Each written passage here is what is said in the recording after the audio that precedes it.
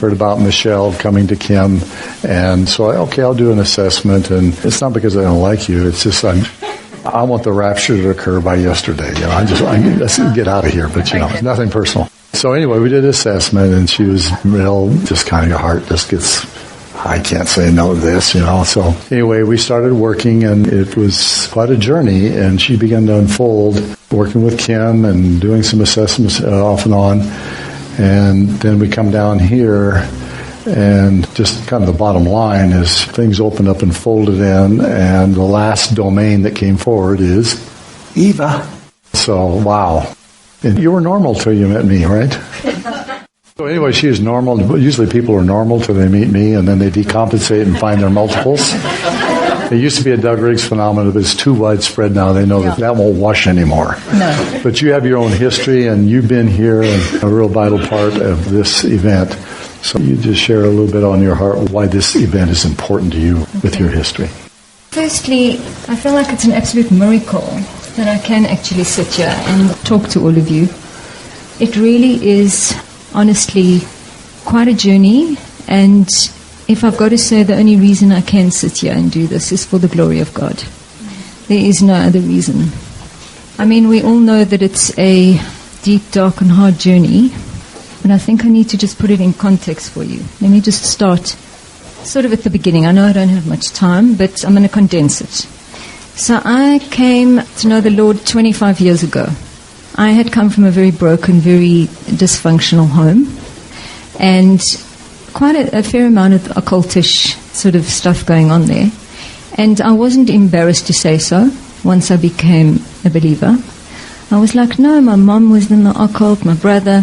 So for me, there was no shame attached to that. That was like normal. That was okay, but I was now healed. I was in the Jesus camp. I'm now fine. I realized that I had stuff to deal with, but I didn't realize the level of the stuff at all. I ended up going to one couple for deliverance. I'm grateful that I didn't counsel hop, go from one counselor to another, to another, to another.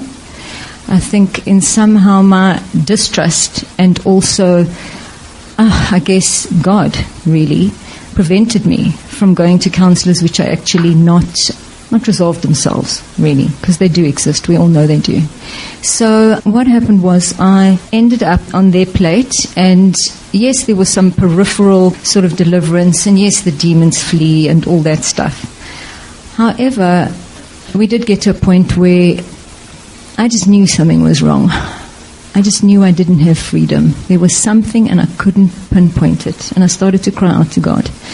And eventually what happened was I went to 2 or 3 churches, got good food at all the churches, eventually left, and went through a time of actually not going and thinking, where do I belong, Lord? How am I going to get there? In the interim, I was friends with Kim.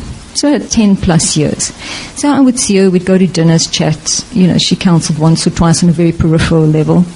And then what happened was I eventually absolutely started to think there's a very barren area in my life. And it didn't make sense to me because I was walking so circumspectly before the Lord. In my estimation, my self-righteous estimation, I was pure before the Lord. I was a good Christian. So how come there's no fruit? I'd say the most specific area. Why didn't I have a husband? Why was everybody around me having kids, husband? I'm not out there, messing about with men.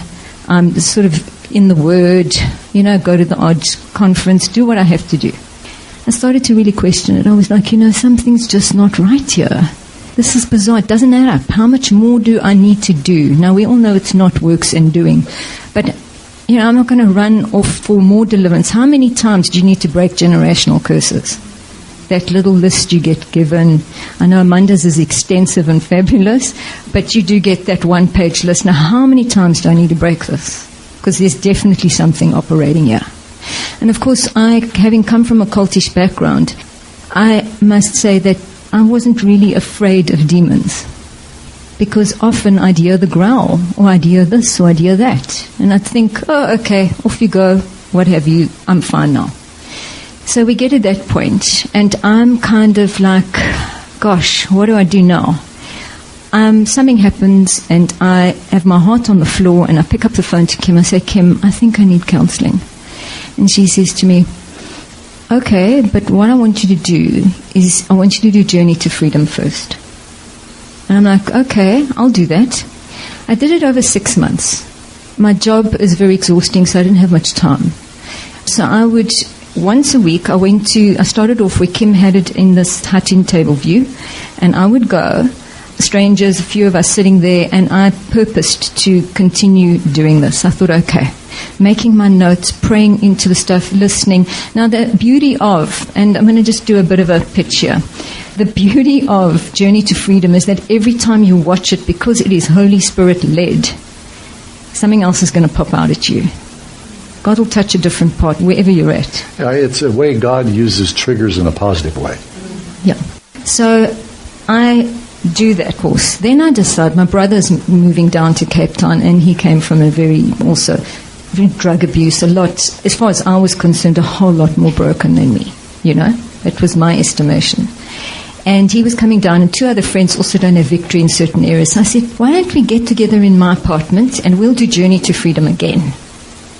Okay, no problem. I said to Kim, I've done Journey to Freedom the first time. I said, I think I need to come for prayer. Okay, come for prayer. Off I went to Kim. We started digging, and I'm just going to be really transparent with you.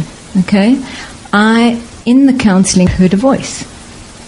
So now, someone who was sort of from that occultish family, I kind of thought, okay, well, I know what the devil sounds like. So I'm like, no, this is not growling. Kim says to me, what does this voice sound like? And I said, it's not growling. It's not the devil. What is it saying? I said, it's condemning me. Okay, all right. She says, that's part of you. I looked at her, I was like, what? She said, that's part of you. And I absolutely cracked on the spot. And we had how many days together? A few days, 2 days, 3 days. And God unearthed 3 very peripheral layers, or 3 parts, shall I say, right on the top surface. And it was just grueling. The process was grueling. And the next thing, there was a level of integration. And okay, I was now whole. And I felt much better. I was like, cool, all right, this feels like I'm done. And off I go. I then do this thing at home with Amanda's course. Of course, the brother starts to unravel. I don't have any clue about what SRA DID is. Nothing. Not a single thing. I also never used to switch. I would not be switching. I wasn't leaking to that extent that people would sort of, oh gosh, there's another part, or I'm talking to somebody else.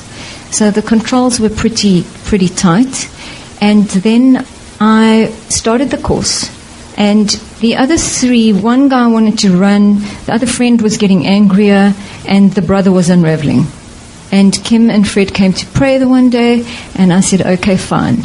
And all that time, I thought, you're doing this course a second time, you need to just pray a little harder. I really did ask God to touch the very root, the absolute root of what this barrenness, and I'm now not just talking no husband, no marriage, I'm talking barrenness.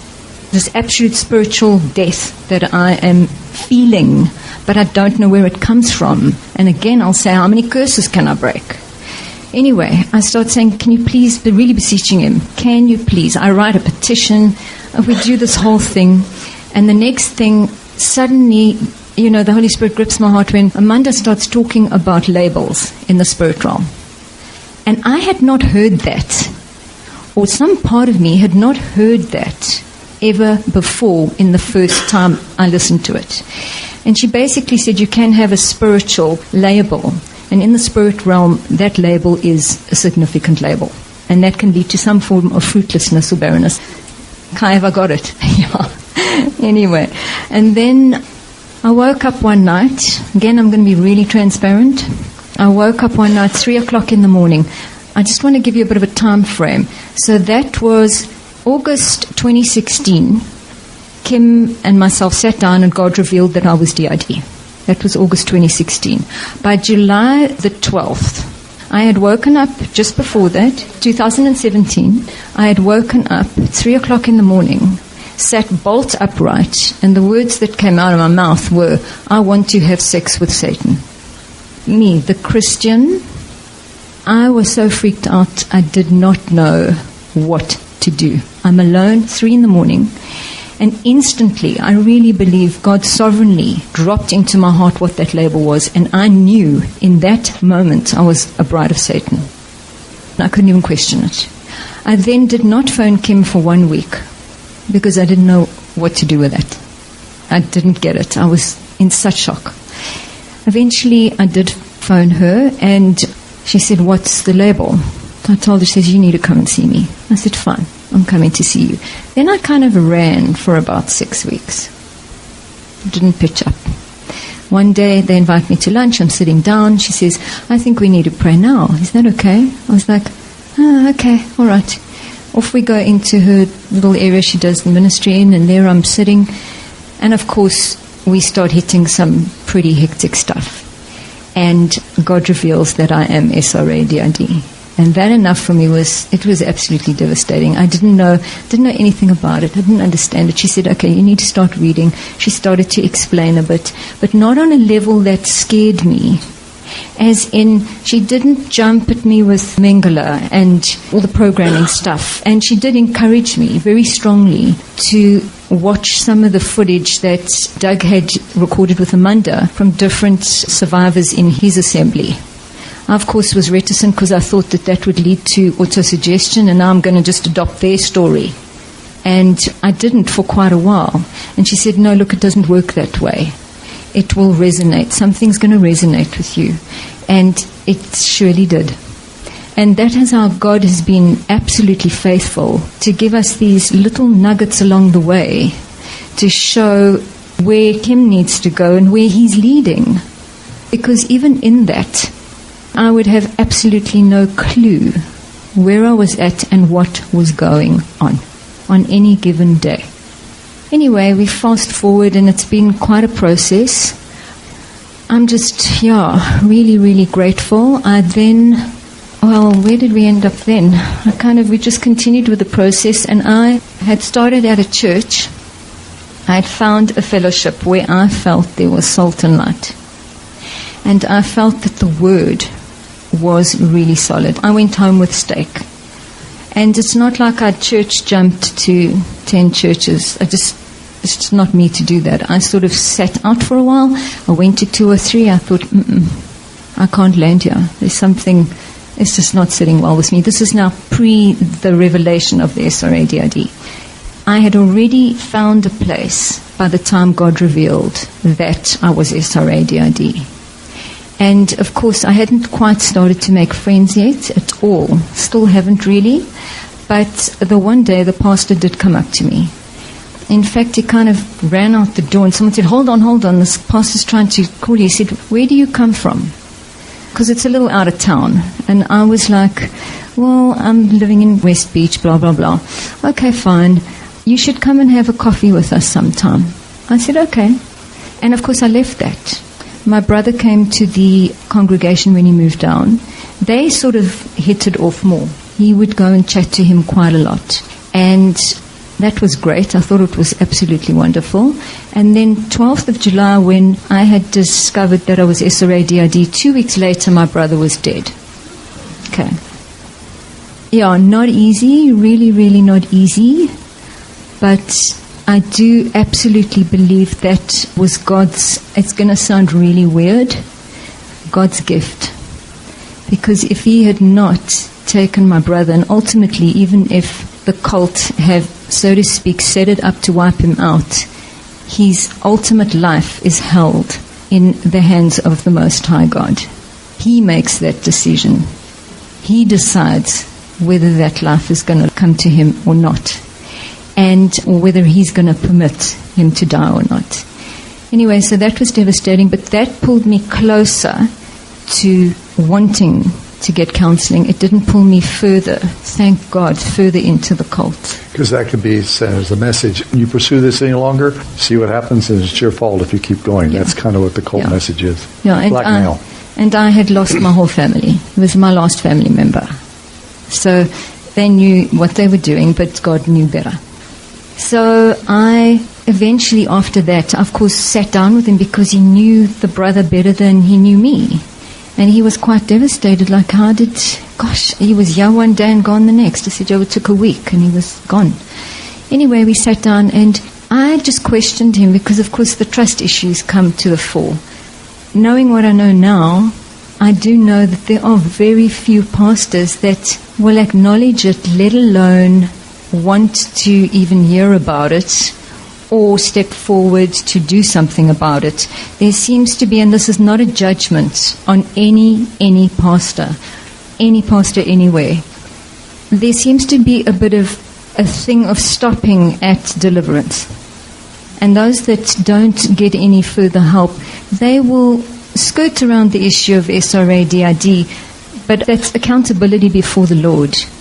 When God identifies, it's not man that identifies you SRA, DID, it's God. He's given you the grace and mercy and put his finger on it and has said, enough. It's got to stop. My bride's captured, needs to be free. So he puts his finger on that. There is a responsibility, not only on the side of the SRA, DID individual, but there's a responsibility that sets in when a pastor now has discovered what SRA, DID is about. Because if it pops up in his congregation, and like Doug said, if there's salt and light, it will. It definitely will. And what is the pastor going to do about it? Because if he acknowledges it, he's got to do something about it. Whether he is the person doing the work or whether there are people in the congregation, like Doug said, that can be raised up to help and draw alongside or counsel. It's there. It's available. I then realized I actually now have to tell this pastor I'm SRA DID, which was quite a hurdle. It was not an easy thing because, of course, what do you think? Are you going to get rejected? And then I kind of thought, oh, do I care, really? And it all sort of toggles and the conflict starts. It took me 3 times from my car across the parking lot to finally go in and say to him, okay, let's sit down. Spoke a bit about the brother, and I said, there's something you do need to know, that I actually am being satanically ritually abused and I am divided. He said, okay, all right. He said, I have a few more in my congregation. Of course, my eyes were the size of saucers. I said, okay. He said, I'm aware of who they are. He said, and are you in counsel with somebody? I said, yes, I am. I said, Kim and Fred Struben. I said, and then I have assessments with Doug Riggs. And I mentioned Amanda. Through Amanda's teaching, I had to give the whole testimony I've given you. And he said, okay, fine. He said, that to me means that you're welcome to fellowship with us. He said, what I can offer you at this stage is we can love you. That's all I can offer you right now. He said, because I'm not the guy to do this work with you. I said, okay. Thank you. He was being so honest. That's why I say there can never be any form of judgment. You know, it's a thing. I think when a pastor steps up and says, okay, this is SRA DID, there's an accountability because you're now aware of something that was hidden in such deep darkness. Anyway, he very graciously said that, of course, I broke down and I just said to him, you are so amazing to say that. He said, no, look, let me say this to you. I'm going to ask you a few things. So he set up some boundaries. He said to me, firstly, your accountability is to your counselor because I'm not the one doing the counseling, number 1. Number 2, I am going to ask you not to talk about it publicly. So, in other words, to me it wasn't a thing of stay hidden. He said, I'm going to ask you not because the situation is such that there are many people in this congregation that don't get it and don't understand it and have never heard it. And what it has the potential to do is bring judgment.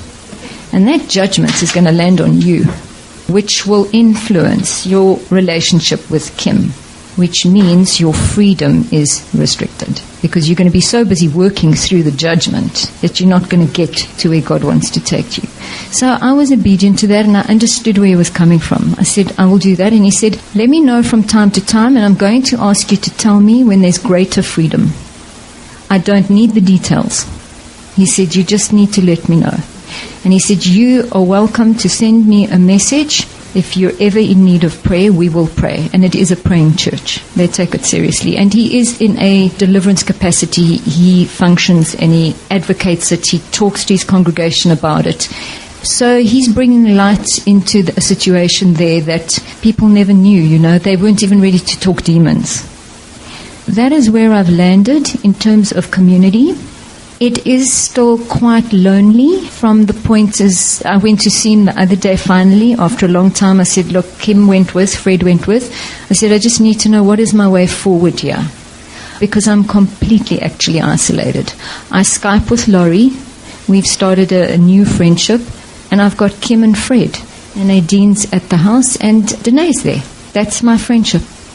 I've had to let go of everybody else. The family is gone, and I've not felt released at all in my spirit to just pick up on all the old buddies. I guess some of it could be a self-protection, but some could also be, there's very clear indications that a lot of those friends are SRA DID and not willing to actually walk the road. That is a choice, and I think God has kind of engineered it that way too. It is pretty lonely, and I said to him, so what is the way forward here? I said, because I don't feel I'm in a place to walk into a home group. You go to a home group and everybody means well and it's in someone's home and the first thing they'll, so what's your history, where'd you come from? I'm just a little too fragile right now to share that. And I really believe God has to release you to share that. It's not just public knowledge at this stage. And I would just say, I think those are really good things for people to hear what you shared, is that when you're sharing your journey, one of the ways that you can just keep it generic. Well, yes, I grew up in a very violent environment. I experienced sadistic ritual abuse, and I'm dealing with the symptoms of which a lot of people call PTSD, and it's just kind of a generic thing. And that's okay to say that. And they don't need to be protected from hearing that because that's the language is used in a court of law. Got you. Yeah. Well, that's wonderful. Yeah. That sort of releases me to be able to also and read a bit. It doesn't have to be a whole history, you know. Yeah, no, yeah, but absolutely. A chronic history in early childhood of chronic abuse. Yeah, I hear you. Great. So this would be, I just said, what is the way forward? Where do I land? And he said, look, I'm going to recommend you come to a group that I run just for a little while. It's a lot less intense than meeting in someone's home. We meet at the actual church building, and you're not going to be in a situation where you feel everyone wants to pray on you, lay hands on you. And that's kind of where I'm landed. So I'm very, very grateful to God. And I just want to add one thing to that is that fact that I had to tell him, and I'm not advocating everybody does this. I really feel it was God's timing to confess to him that I was SRA DID. I know that others have done that and they've been chased out of congregations. Yeah. So I think it really is a Holy Spirit-led moment. And I even did say to him, I said, when you ran after me, he said, what are you going to ask me? Did I know? And I just smiled at him. He said, no, I didn't know. I didn't sense anything.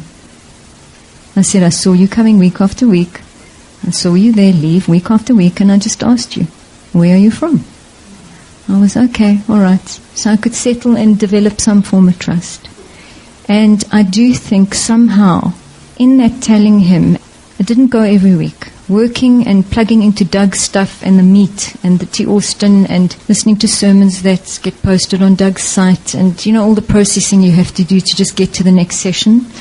I didn't have that much time, but I think just the going and the telling him internally, because so much of this is on the subconscious level, not the conscious initially.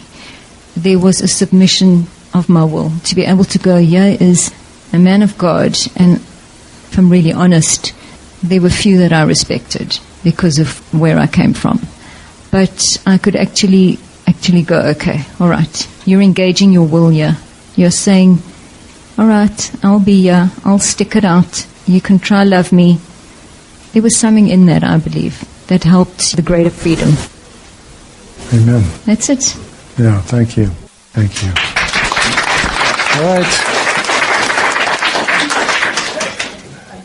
Hi. We've been together for about 3 years now, and Kim has been walking this journey with you, and you have your own challenges, and this means something for you to be here. So what do you think it's important for these folks to hear? I think the first thing I should start by saying is Michelle is the talker. I'm not great with this. Not even at a dinner table, never mind in front of a whole lot of people. So, hi. The other thing is, my walk is very different to Michelle's.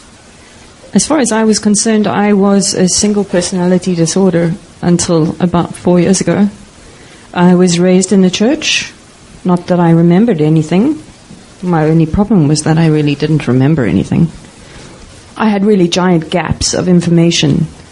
But aside from that, I'd pretty much grown up in the church as far as I was concerned. My surrogate father was a youth leader and a confirmation teacher, and my parents were Sunday school teachers. And I'd grown up with the Lord my whole life and pursued Him accordingly. Where I really went wrong was, as far as I was concerned, I always got involved with the wrong kind of people. It does turn out, though, that that was all orchestrated and planned. When I started having flashbacks, I was 19 and the guy I was dating was killed in a car accident, a motorbike accident. I had my first set of flashbacks, and when I was confronting my father in that regard, I was kicked out of the house and then moved in with somebody else who was an occultist. When you say flashback, what do you mean by flashback? At that point, it was really simple. I didn't have enough information to know anything. All I had was father figures. I knew that it was multiple, and I knew that it was with people that I'd grown up with. And then I started having visual images that would just flash into my head while I was driving. And when you say, I'm not talking about all the detail, it wasn't but ritual at that point. What would be generically kind of a flashback you were saying? Just sodomy or sexual abuse. Okay. At that point, it was just really simple. Yeah, really simple stuff at that point. But I got kicked out of the house at that point. And then I moved in with the only place I had to go who ended up being an occultist, and I was there for 5 years. I got married in order to get out of that relationship because I couldn't get out of it any other way, and I married the same. When I went to counseling during the course of this period of time, the people said to me the problem was lack of subservience to my husband. These like pastors or pastors? Okay. At the same time, I had grown up with my parents doing a lot of demonic deliverance. You would have thought I was a hotel for the amount of deliverance that I had. I just couldn't figure out where it all came from. Since, honestly, I didn't believe in sex before marriage, although I'd told that I'd instigated things which I had absolutely no clue what anybody was talking about, and I would be trying to rip myself apart afterwards in grief and shame, but have no recall what had happened at all. Something was obviously wrong. At the same time, I was studying social work and psychology at varsity, and the flashbacks happened at that point, so you have to take a year off before you can continue with counseling. Otherwise, you have transference issues. The psychologist told me that she would give my money back, that she wouldn't be able to help. I knew something was up. I was in Theophostics for a year. I went to 1 or 2 other counselors. It turns out that everybody that I was either related to or engaged with or went to counseling were all handlers or programmers. So I was also extremely reluctant. How I ran into Kim was when my father died. I was told by the gentleman who saw him, my surrogate father this is, that I was SRA DID. That's the first time. When she says surrogate father, in her mind, this is the only father she knows. But you get deeper to the core, you find out it's a staged family to conceal her true generational roots. Yeah. That was the first time I'd heard the word, so I Googled it to find out what it was. I thought, that's not good. And I'm not really sure where to go to from there. So anyway, I got referred to a gentleman who made me extremely uncomfortable. He'd ask if I ever came to visit him at night in his bedroom. So I thought, okay, this isn't going to work. And I happened to run into Kim at a Journey to Freedom course at the same time. And I asked her if she would pray about praying with me or going into counseling with me, if she'd be prepared to. So she prayed about it. I left her for a month or so. And I went back in the new year and she said no, the Lord had released her and He'd given her permission to go ahead. I do sometimes feel in this counseling process that I'm the last person to know, that the Lord has sort of spoken to everybody else before I get the message. So the first things that happen, I haven't come apart like Michelle has. Michelle, I think to a large degree because of her journey and the way in which her brother was released, has undone a lot of things for her in terms of natural responsibilities. And those are chains for you if you're caught into this equation. I've had to let them go. So I've had to move out of home. I've walked away from work. I've walked away from family. And I've had to walk away from a lot of other things. If you had to ask me if I would do it again, I would. There are no words for the privilege of this journey. There is nothing quite like being in the Lord's heart and having His undivided attention and knowing that this is His end-time story that He's been preparing since the foundation of the earth. And I think if counselors could understand the privilege of what they're being called into, they would mess around less with bullshit and with self and with opinions and with what others will think. And they'd get more on their knees before the Lord to make sure that they line up the way that we have to keep lining up as well. Because honestly, the journey that you will go through is the same as the journey that we will go through. I may have a lot more dying to do because I have a lot more that I am accountable for. But my dying is the same as yours. And none of you are in any better position than I am. And I am pretty bad. The Lord gives it to me in doses. He's very gracious. Bearing in mind that everything that I have done against a person, I have done against Him. And I have Him in me simultaneously while I'm doing this. So He's really, really gracious in dealing with it. I think the bottom line is I've got a long way to go. Half the reason Doug is here is the problem child in front of you. Well, when I came, it was 100%. This is an add-on. You know, when the Lord says, would you be willing to go to South Africa? You're really humbled by that kind of attention and care and love. It's a really hard journey. The other thing I want to say is when you deal with normal demonic deliverance, it's a matter of assertion of the will. And everybody goes when you go into counseling like this, it's an assertion of the will issue. It's a heart issue. Do you know how many wills I have? Do you know how many parts I have? Do you know how many experiences each of them have? How many different truths? Each of them has to submit. It's not my will over theirs. They've got into that condition because they've been bombarded into that condition, bullied, and 1,000 other things done. If I try and bully them, do you think they're going to listen to me? They don't even listen to me on a good day. The only one they listen to is the Lord, is the God, is the I am, and who stands in the middle. I am in no position to speak to anybody.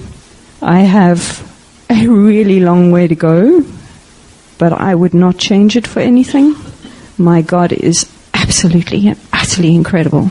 And I will tell you that Satan will get a whole lot bigger to you, but your God will get so much more greater than you can ever imagine. That's me.